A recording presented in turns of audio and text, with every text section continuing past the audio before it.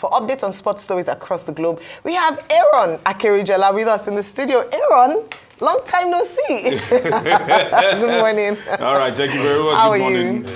Yes, quite a lot happened this weekend, and let's get straight into it. Of course, for the first time, maybe in a while, Arsenal are getting a little bit of a reprieve. But first of all, Manchester United seem not to be able to catch a break at the moment. All right, of course, our own Calvin Bassey, all right, inflicting pain on Manchester United as Fulham took on Manchester United in the FA Cup at Old Trafford, and Bruno Fernandes might have tried to bring them back. The game went into overtime, penalties, and Joshua Zirkzee had the opportunity to probably put them ahead or probably keep them in the game. And he fluffed his lines, and ultimately it was celebration for the London team. And once again, Manchester United failing in another competition. They still have the Europa League hanging in the balance, but certainly a lot of people will be asking questions about how things will play out. This is how the quarterfinals actually look like. Fulham will take on Crystal Palace, Preston North End will take on Aston Villa, AFC Bournemouth will take on Manchester City, Brighton and the Hove will take on either Ipswich or Nottingham Forest as it stands right now. So Manchester United's chance to actually win a trophy domestically has gone up in flames, I must say that. So quickly away from that, Barcelona right now, as menacing as it comes, top of the table in the La Liga standings, 4-0 yesterday against Real Sociedad, running rings and riots against every other team that they've actually come against this weekend. This midweek, their mettle will be tested, of course, in the Champions League. But let's see how it goes. But in the meantime, in the La Liga, they've taken control of that particular title race. As it stands right now, you can actually see 3 points separating them from their arch rivals, talking about Real Madrid, Atletico Madrid, hot on their heels. All right, just 1 point separating them, 57, 56, and 54. Real Madrid losing over the course of the weekend to Real Betis. So that's how the cookie is shaping up in the Spanish Primera Division. On the local scene, Remo Stars are inevitable. That's the word right now, because they've actually opened the buffer. Of course, the result actually coming in. Sunshine Stars defeating Kwara United on Saturday. Pillars beating Rangers. Bayelsa beating Bendel. Of course, Remo Stars beating Plateau United. And here in Lagos at the Molade Okoya Stadium, it was Ikorodu City winning against Heartland. So at the moment, the gap is well over 10 points, about 13 points right now between Remo Stars and the Chasing Park, and they're just looking forward to a coronation as it stands right now, because it's almost no contest when you actually look at how things are playing out. And for the Pitch Award, of course, one of the most prestigious footballing awards out there, Victor Osimhen and the likes have been nominated for the main GOG, and we're expecting later on in the year for this to actually come up. We're looking forward to it. It's always a delight, of course, when we have So let's see how things actually play out. All is gearing up for the 2025 Pitch Award, I must actually say. And Rufai, over the course of the weekend, something crazy did happen. Jean-Philippe Mateta, a Crystal Palace player, had his head almost ripped off. He needed 25 stitches. All right, this was a game in the FA Cup between Millwall and Crystal Palace, and it is unfortunate. Now, moving on, of course, Mateta is okay.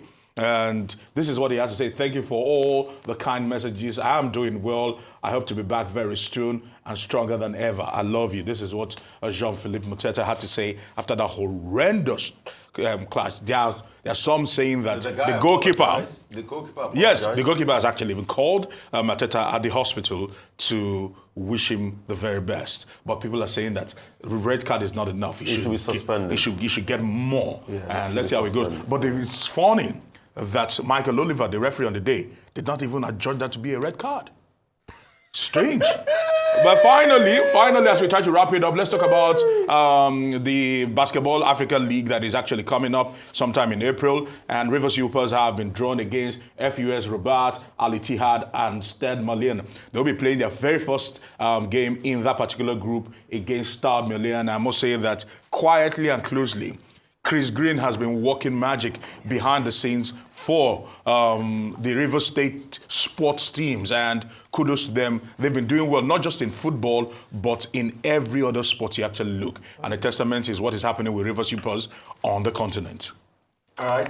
All right. Okay, let me go. I mean, great news over the weekend for the team. Manchester United, I don't know how they're going to come out of this. And on Friday, or was it Thursday, we were still talking about how, the glory days of Man U and how it looks like it's far away. Very soon, we'll be talking about Man U fighting relegation. I don't think that it will ever be that bad. I know, this is football. I don't think it will ever be that they bad. They will swap anybody. I mean, in fairness, yes, you're right. This season wouldn't look like that at all. And it's just that they don't seem to be catching a break. But I wanted to ask, Victor Osimhen seems to be the man of the moment. There are two news stories around. On one hand, Manchester United might activate his release clause by summer, and also the Arsenal, even though we talked about Arsenal being interested in him last year, that they're still interested in Osimhen. What is the credence to that? Because it would be really great to see him play in the Premier League. He's doing speculations. Now the big question is, what has changed? It will be the question. Yes. Because Manchester United and Arsenal have always been in the market, and they've actually cited Victor Osimhen, scouted him, but his asking price and probably some of his attitude might have put them off. The truth is this, that should not be. Because when you're looking for a marquee striker, you go for a marquee striker. They instead went for Rasmus Højlund. Yeah. And Havertz, Arsenal went for Havertz. Yes, and it didn't work out. And right now they are now going, they're almost trying to go back to the man they rejected because what they felt was a very suited alternative has turned out to be a dud, literally. So let's see how it goes. So Osimhen has a decision to make this weekend. This summer. If Osimhen would be the one to bring Man U out of the doldrums, let's see how it goes. Let's see how it goes. Yeah. Over the weekend, by the way, he scored 2 goals. Yeah. I mean, it's just so shocking that the same Manchester United that had a Ruud van Nistelrooy in the strike force today is dealing to have is fighting to get a proper striker.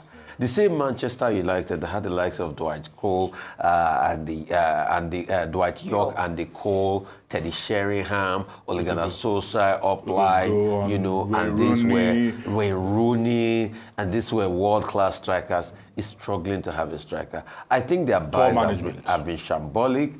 I think Amorim too has been shambolic to say the least. I don't think he has a grip of that team. He can complain from today till infinity. You know why I said so? When Alex Ferguson was there, Alex Ferguson didn't use the high and mighty players. He used what he had and turned them into superstars. He turned the likes of Chicharito into superstars. He turned the likes of Daniel Welbeck into superstars. He turned the likes of even Robin Van Persie, despite his injury-prone situation, into a superstar. Alex Ferguson went in there to bolster his midfield. He begged Paul Scholes to come back from retirement to play one season, and that one season was one of Paul Scholes' best ever.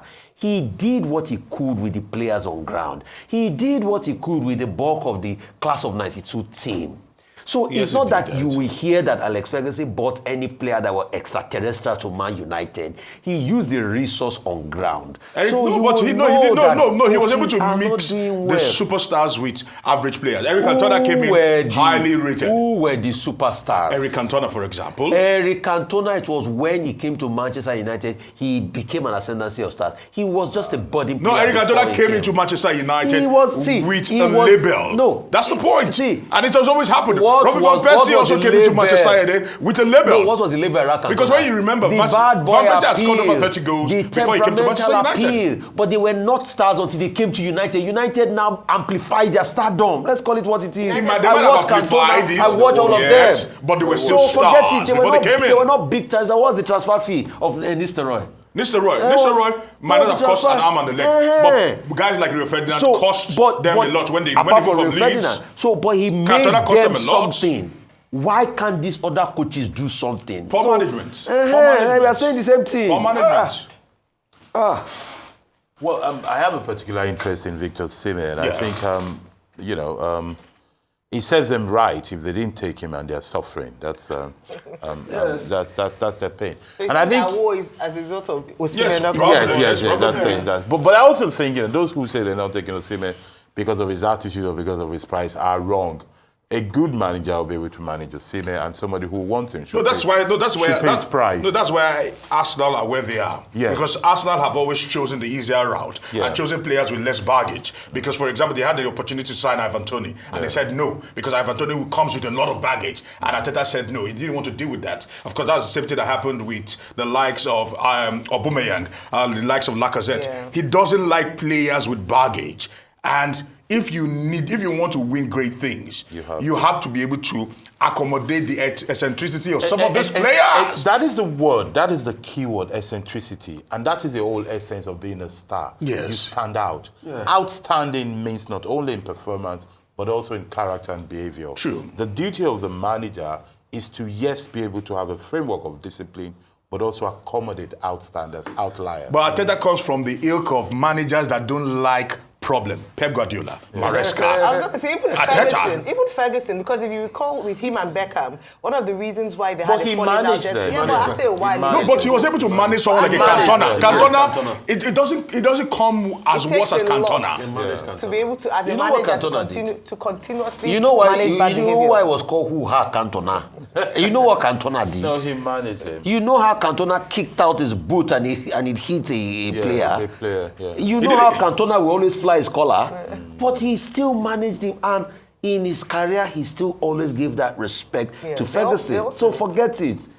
Beckham was already ready to chase money. I mean, if you read my side, even before that altercation happened that he flung a boot and he hit Beckham, Beckham was already eyeing stardom in Real Madrid and more money as at that point in time. Yeah, but if you after watch they had Beckham's made side, it. Beckham was disappointed that almost as if Ferguson let him down because he saw him as a father figure. He cut his teeth in Manchester United and then was dropped off like that because of what he saw as he had a conflict of egos. The beautiful about Beckham was he made his decision in life. Yeah. And that decision is paying off, Yeah. regardless of And whatever he went to was America, said. see what is the team he has today. It has a And the same minimum about Ferguson. ownership. He had no Yes. fear Right. to take on anybody. Oh, yeah. He could accommodate, so he could discipline them. He could change them. He could bench anybody. That's the man from governance. And that is, that's why Ferguson Proper is Ferguson. working class background. Govern for you. Scotsman. You don't like it, you don't like it. He's firm.